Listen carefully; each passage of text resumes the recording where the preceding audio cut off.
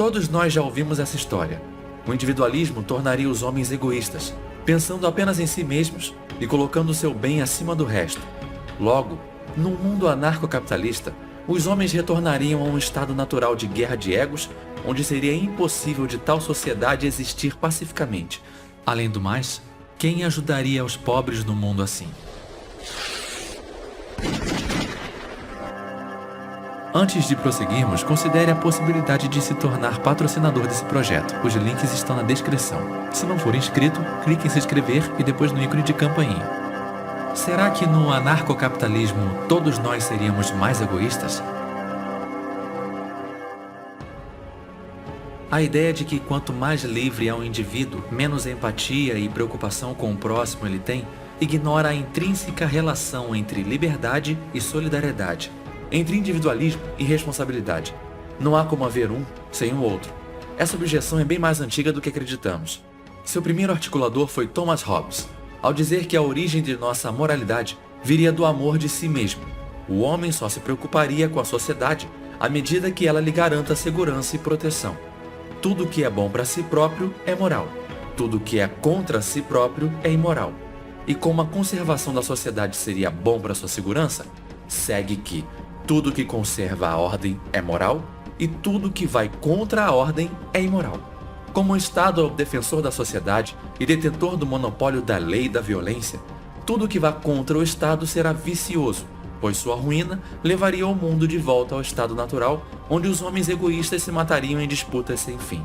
Por outro lado, tudo que cause a manutenção do Estado será virtuoso, mantendo a ordem e a prosperidade comum. Então, é a lei estatal quem deve decidir o que é certo e errado. O governo seria o guia moral da civilização. O plano de Hobbes era roubar da religião o papel de guia moral dos homens e passá-lo para o Leviatã. Aqui já encontramos diversos sintomas do mundo moderno: um relativismo moral, um legalismo barato, uma visão da natureza humana como algo extremamente egoísta, mas que pode ser controlado com engenharia social. A falácia dessa ideia absurda está em sua visão errônea da moralidade humana e no paradoxo onde o Estado, que é formado desses mesmos humanos egoístas, por um milagre, trabalhe pela ordem social e vire a fonte da moralidade humana. Vamos então nos focar no primeiro ponto. Qual a origem de nossa vontade de ajudar o próximo? Uma investigação mais arrojada revela que é na liberdade e na autonomia individual que tal sistema se torna possível.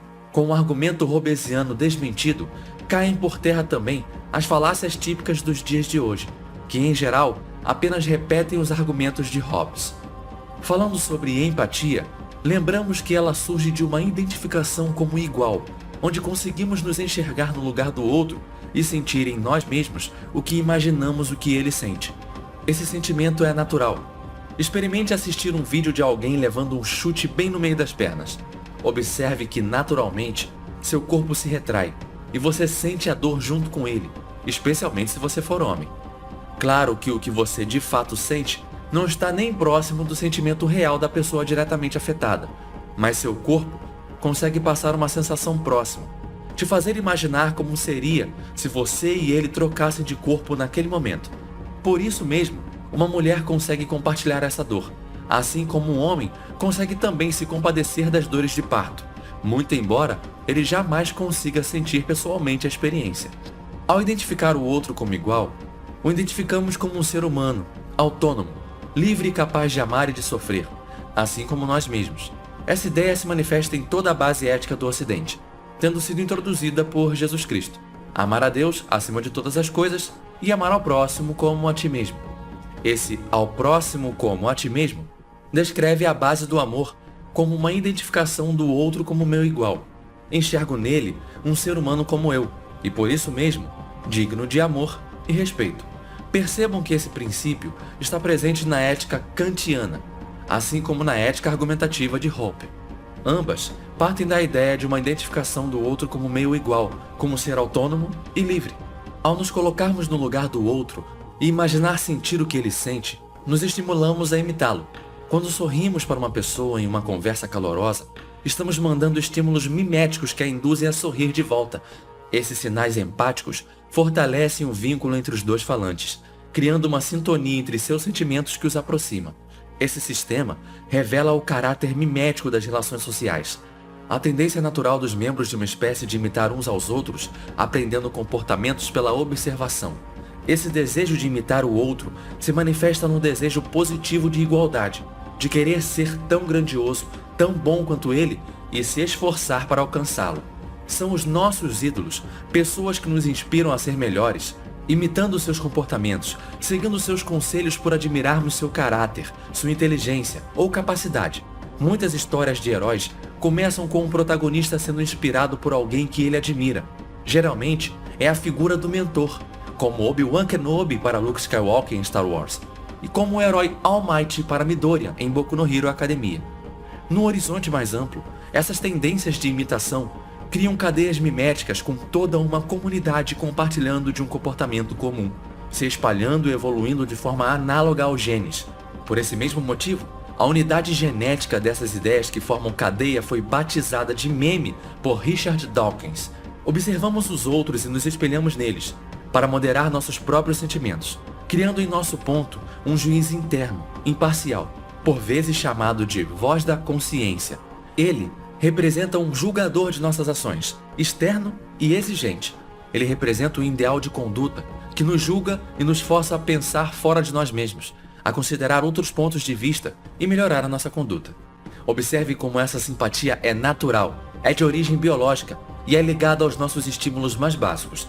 Essa simpatia ocorre em níveis. Ao vermos um ato beneficente, simpatizamos inicialmente com a vontade do benfeitor, com os sentimentos de quem recebe o ato, com as regras gerais que regem essa relação social e sua adequação a elas, e por fim, com os resultados práticos dessa conduta quanto à sua capacidade de promover o bem do indivíduo ou da sociedade.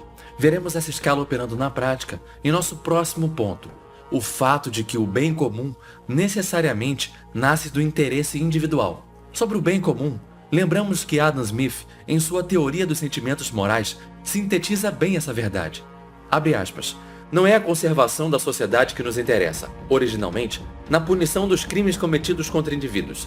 Na maioria das vezes, nossa preocupação pela fortuna e felicidade dos indivíduos não surge da preocupação pela fortuna e felicidade da sociedade. Muito pelo contrário, nosso interesse pela multidão é composto pelos interesses particulares que sentimos pelos diferentes indivíduos que a compõem. Fecha aspas. Quando nos sensibilizamos com um homem que foi roubado, não estamos pensando na felicidade universal que foi diminuída ou na perda que o roubo desse recurso causará na economia regional. Nosso primeiro impulso é pensar: pobre homem, espero que ele encontre o ladrão e que o ladrão devolva tudo que ele roubou. Nossa compaixão nasce de forma pessoal, de indivíduo para indivíduo, a partir dos nossos sentimentos. Caso algum mau caráter apareça para defender o bandido, nosso primeiro impulso é a raiva. Nos indignamos do absurdo em sua fala, mas ao nos expressarmos contra essa pessoa, prontamente recorreremos aos argumentos racionais. Aí sim, falaremos da sociedade em geral e questões técnicas de justiça. Logo, mesmo quando fazemos argumentos racionais, mesmo quando fazemos uma defesa da sociedade em geral, nosso impulso inicial sempre começa de forma individual e de impulsos pessoais para depois se articular em algo mais geral. Se procurarmos as histórias de associações comunitárias ou campanhas beneficentes, sempre veremos que tudo começou por um interesse pessoal de quem montou o grupo. Se estamos falando de uma ONG de resgatar animais, o fundador era um grande amante dos animais, que desde pequeno adotava cães de rua e por um certo evento-chave em sua vida, resolveu dedicar sua vida aos animais, aumentando a escala de sua atuação através de um grupo para tratar dos animais e lhes dar um abrigo. Logo, sua ação inspiradora atrairá outros indivíduos pelo impulso mimético de imitar quem se destaca. Suas ideias se espalham pela cadeia mimética e logo a ação que era individual se torna coletiva. Essa narrativa também ecoa em todos os mitos e narrativas que vemos no meio cultural. Por mais altruísta que seja o herói, a história dele sempre começa por um objetivo pessoal, que aos poucos escala até que o herói decide salvar todo mundo no final, até mesmo se sacrificando pelo bem de todos. Isso pode ser observado na clássica jornada do herói, também chamada de monomito, um padrão que foi encontrado em quase todos os mitos da antiguidade.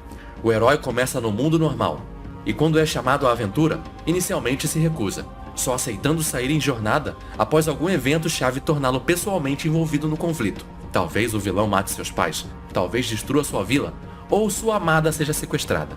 Além de surgir a figura de um mestre que inspire no herói a vontade de ser virtuoso, o eremita sábio do deserto, que um dia foi um grande herói, mestre e cavaleiro. Isso nunca denigre a imagem do herói para nós, muito pelo contrário. Quando vemos um herói sem nenhum interesse pessoal na narrativa, salvando todo mundo sem nenhum motivo, nós estranhamos. Ele parece falso e forçado. O protagonista precisa ter uma motivação pessoal para a história parecer plausível. Precisa ser alguém com vícios e virtudes. Seu objetivo, embora pessoal, se mistura com o bem comum e vai lentamente se sobrepondo na sua escala de interesses conforme a história avança. O fato de que esse interesse surgiu de vontades individuais não o torna egoísta. Afinal, continua sendo uma vontade de ajudar e fazer o bem a um terceiro. A diferença é que esse terceiro é um ser, não uma massa amorfa ou abstrata. Como explicamos mais acima, nossa empatia surge de enxergar um humano no próximo. Por isso, ela é muito mais forte quando é focada em um indivíduo do que em um coletivo. Como já discutimos aqui os primeiros pontos, resta falar do último estímulo, a utilidade moral, que se manifesta mais expressamente na doutrina do interesse natural. A doutrina do interesse natural é uma filosofia em tendência de comportamento humano que faz os homens acreditarem que o bem comum da sociedade também é algo bom para eles mesmos, mesmo que não recebam nenhum benefício direto disso. Foi observada por Tocqueville em sua visita à América. Os homens enxergam beleza na utilidade, na ordem e na prosperidade. Nos admira ver um grande mecanismo funcional operando e sentimos uma vontade de conservá-lo, de expandir sua capacidade, quanto mais vemos o bem que ele gera. Sentimos uma vontade natural de organizar melhor um sistema, tapar os buracos, levar os recursos para novos lugares, e apreciamos o progresso em si. E ao mesmo tempo que milhares de vidas são beneficiadas pelos problemas resolvidos, essa doutrina se propõe a criar nos homens a ideia de que não há nada de errado em ser recompensado por fazer o bem. Santo Agostinho disse que justiça é dar a cada um o que merece. Ou seja, se ao homem mau é justo dar castigo, por que ao homem bom não seria justo dar recompensas? A recompensa poderia ser material, manifesta no lucro, premiando aqueles que melhor atendem às demandas individuais, mas também pode se manifestar numa ideia de karma, uma filosofia de vida ou presença divina, cuidando dos justos e aflitos, para que esses sempre encontrem refúgio, os exortando para exercer o bem do outro como seu próprio. Essa doutrina fazia o povo americano enxergar o bem da comunidade como parte de seu próprio bem, e que trabalhar pelo bem comum também seria de seu interesse. Afinal, ele também faz parte dela. Qualquer decadência que ocorra no espaço público irá afetá-lo diretamente. De fato, ela não é tão grandiosa quanto o puro sacrifício desintegrado pelo bem do outro. Uma sociedade movida por ela se move por uma virtude menor, mas por outro lado, combate também os vícios do egoísmo. Eleva homens insensíveis a algum nível de empatia, os treinando todo dia, nas pequenas situações da vida, a se importar com o bem de seus vizinhos. Entretanto, essa doutrina não suprime de forma alguma o sacrifício desinteressado real. Muitas vezes, os cidadãos se sacrificam pelo outro sem ganhar nada, mesmo que verbalmente expressem a doutrina, pois a benevolência é um bem em si mesmo. É desejo do homem não apenas ser objeto de admiração, mas ser verdadeiramente digno dela. Quem trabalha com arte sabe muito bem desse sentimento. Olhamos para nossa própria arte com desdém. Enxergamos seus defeitos e percebemos como os outros artistas melhores nos superam em todos os fatores, de tal forma que o aplauso dos amigos e colegas nos elogiando fazem pouquíssimo efeito. Muitos deles não entendem de música, design, ilustração, técnicas de canto ou dança o suficiente para ver os defeitos que nós vemos. Por outro lado, a satisfação de ver a si mesmo evoluindo nos enche de uma felicidade verdadeira. Isso tudo cria um espírito público, uma vontade pessoal dos membros do grupo de ver sua comunidade prosperar. Eles começam a ver a felicidade dos outros como parte da sua, pois sentem um sentimento de que a comunidade também é minha.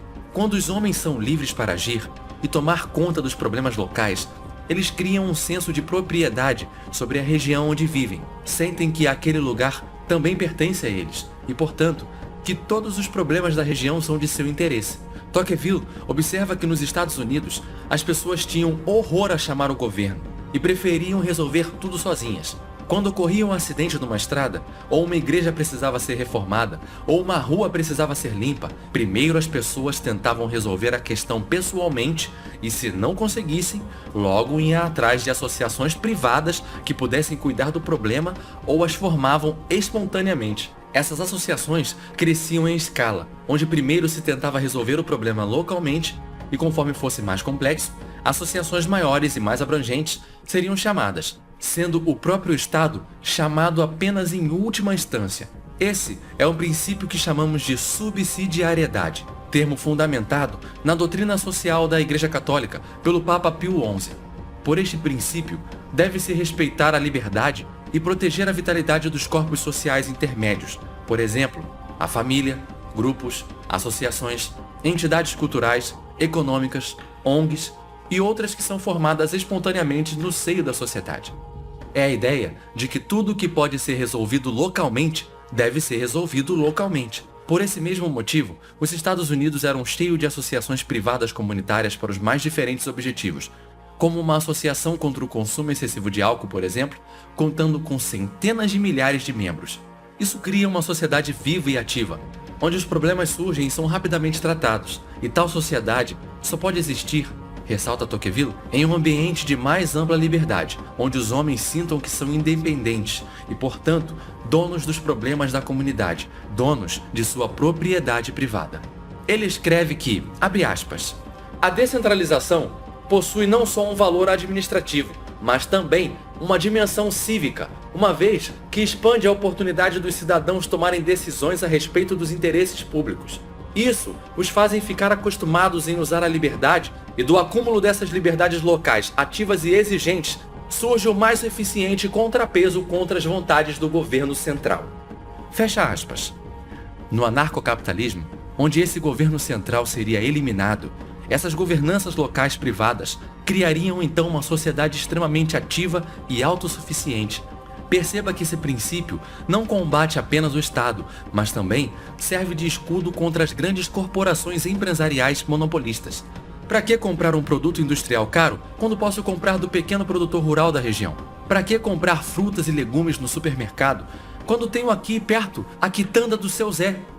Para que comprar games caríssimos e genéricos de grandes empresas quando existe um vasto mercado de jogos indies baratos e cheios de criatividade e grande qualidade artística?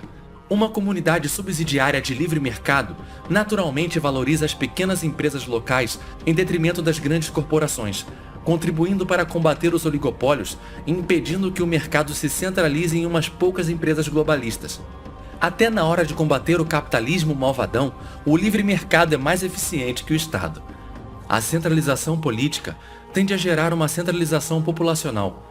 Quando o Estado se centraliza, com todo o poder e forças produtivas emanando de pontos polo nas capitais dos governos, acontece que nessas capitais se concentram todas as oportunidades, forçando os jovens do interior a abandonar suas pequenas cidades sem vida e ir viver em megalópolis caóticas e superpopulosas, onde o trânsito nunca acaba e os aluguéis inflam de forma explosiva, com as pessoas se amontoando em caixas de sapato feitas de concreto. O campo, pelo contrário, marcado pelas pequenas cidades pacatas, tende a fortalecer os laços tradicionais e familiares. O menor número de cidadãos cria entre eles um laço mais forte de amizade, onde todos se conhecem e estão ligados àquela terra. Nas megacidades, por outro lado, o indivíduo está descolado da sociedade. O mundo é marcado por um mar de desconhecidos, as tradições se afrouxam, e o que fica é uma cultura de massa homogeneizante, propagada por uma elite progressista ou reacionária de artistinhas beautiful people, igualmente descolados da realidade, mas tomados pela vaidade de um sentimentalismo barato e falso, defendendo justamente as políticas que mais causam empobrecimento e alienação do povo, ao torná-los cada vez mais dependentes de um Estado centralizador e monopolizador de todos os serviços. Por isso mesmo, Hans Hermann Hoppe, em seu livro O que deve ser feito, defende a criação dessas pequenas comunidades descentralizadas. Foram justamente nesses ambientes que nasceram as ideias de liberdade e de uma sociedade civil ativa, remontando às polis gregas. Com o advento da fraudemia, houve uma popularização maior do home office, As pessoas não precisam sair de casa para trabalhar e ainda não precisam nem morar na cidade onde trabalham. Este, talvez, seja um passo importante para descentralizar as megacidades e construir comunidades subsidiárias autônomas, podendo o indivíduo trabalhar nos escritórios distantes enquanto vive nas pequenas comunidades pacatas. Propriedade, especialmente a relativa ao local onde vivemos, está associada com o conceito de lar. O lar não é simplesmente o teto sobre o qual durmo. O lar é o descanso do guerreiro. É onde sinto que tenho um lugar no mundo. Esse senso de pertencimento cria um senso de responsabilidade, de que tenho que cuidar do que é meu. E ele só pode ser verdadeiramente meu quando sou livre para usufruir dele. Tocqueville, em seu outro livro, O Antigo Regime e a Revolução, mostra que o aumento do Estado destrói a caridade ao tirar dos homens a responsabilidade de cuidar de suas vidas e induzi-los a passar para o Estado. É muito comum que se pregue o aumento do Estado por meio do serviço público e a limitação do mercado como forma de combater o egoísmo e promover o bem comum. Mas o que acontece é justamente o contrário. As pessoas, ao perderem sua liberdade e propriedade, perdem o senso de lar. Agora, a comunidade e tudo que nela ocorre pertence ao Estado. Ela quem deve cuidar do bem comum. Liberdade e responsabilidade são dois lados da mesma moeda. Ao perder um, perde-se o outro. As pessoas, então, sentindo que não são mais responsáveis por nada, fecham-se em si mesmas. Voltam-se apenas para o próprio interesse e deixam o interesse comum às traças. Sentem que ele não lhes pertence mais. E mesmo que tentem fazer algo, logo são barrados pela pesada burocracia estatal.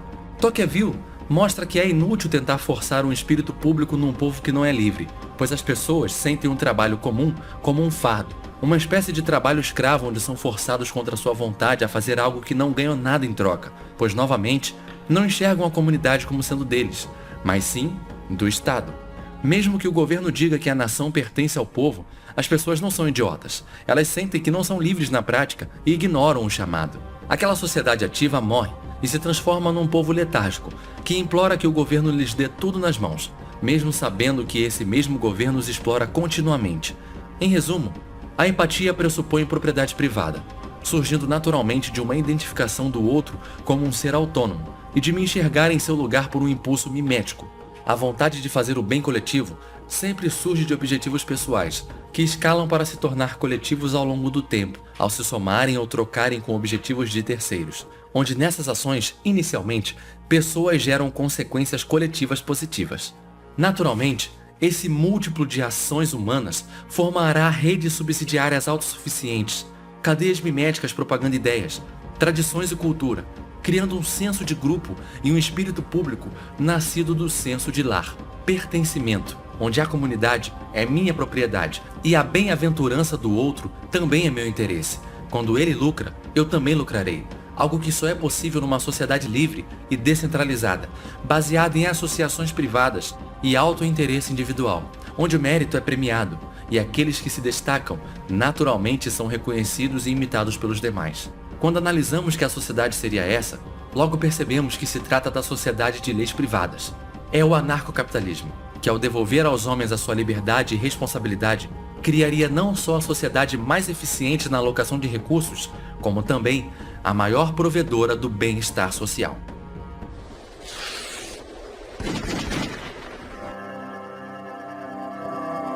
Um agradecimento especial aos nossos patrocinadores VIPs, Rodrigo Pereira, Cris Garcia, Marco Batalha, Matheus Carvalho Silva, Marcelo Caetano, Fernando Medina, Marlon Oliveira, Paulo Sena, Dark Fox, Ana Miyamura, Fernando Igor Lisboa, Camila Lêmia, José Luiz do Ponto, Fernando Devedilli, Hector Noia, Gustavo Murad, PHBL, Paulo Straight, David GM, Herança Bendita, André Abedaço, Thiago Abreu, Luiz Edilé, Marcelo Magno e aos patrocinadores normais, Matheus Holanda, Narcélio Filho, Stanley Calderelli, Ancaptor, Rafael Oliveira, Thiago Marcelino, Rafael QM, Eduardo Machado, Tropman, Gesiel A. Martins, Thiago Maia, Rei dos Piratas, John Rothbard e Luiz Eduardo.